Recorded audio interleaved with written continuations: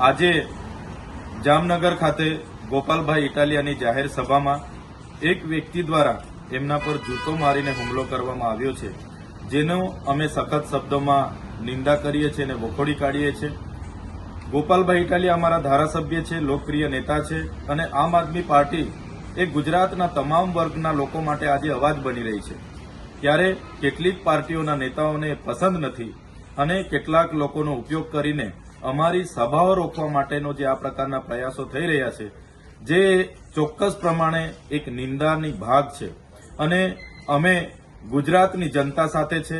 આવી રીતના અમારા લોકો પર હુમલાઓ અમે કોઈ પણ ભોગે સાખી નહીં લઈએ અને ગુજરાતની જનતા માટે અમે લડીએ છીએ અને લડતા રહીશું।